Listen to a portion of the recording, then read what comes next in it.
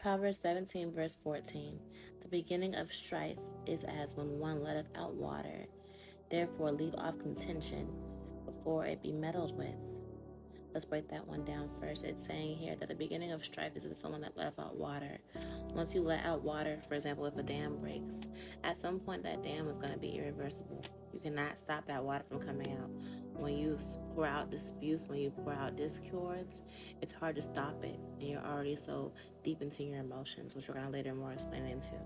Let's dive into chapter 19 of Proverbs, verse 11, which also says, the discretion of a man deferreth his anger, and in his glory to pass over transgression. We're going to break this down more deeply in a second, but if one can actually just stop his heart from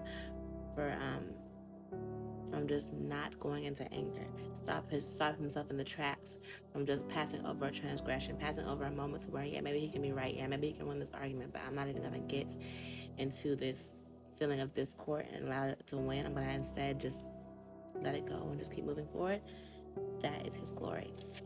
We're going to jump into Proverbs 26, verse 20. There, where no wood is, there the fire goeth out. So there is no talebearer, the strife ceaseth. This is basically saying that if we were to have a fire, think of a physical fire, and there's no wood, you're not going to be able to have a wood if there's no fire. Or think of even in a modern sense.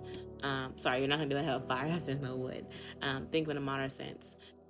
Fire itself is already, especially if there's wood added or however you make a fire, is already much flames. But if you add gasoline to a fire, it's now expanded and it's too hard to get out by the time you have released the fire.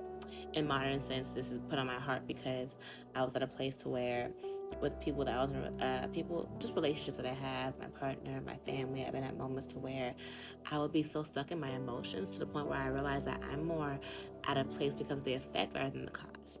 And the best way I can explain this is that, have you ever thought about in a relationship to where you are so caught up in the emotions of being mad that someone does not understand what you're trying to say or wants to be right, that when they ask you, well, when did I do that? When did that happen? You can't even think of it. And it's not to say that your point doesn't matter, but it's to say that sometimes I do believe that God is showing me that I do believe that sometimes we get so caught up into the effect, get caught up into the emotion itself, that we're adding unnecessary flames to the fire, that really we have to ask that question of, is this really worth having discord? Is this really worth having anger? Sometimes we get so caught up into the effect of it and the emotions of it itself that we don't even remember why we're mad. It's so quickly easy to get into discord, it's so quick to get into anger, and we just get caught up in that feeling instead of actually realizing maybe this wasn't worth the argument in the first place, and now I just caused anger to my partner, I've caused anger to my family.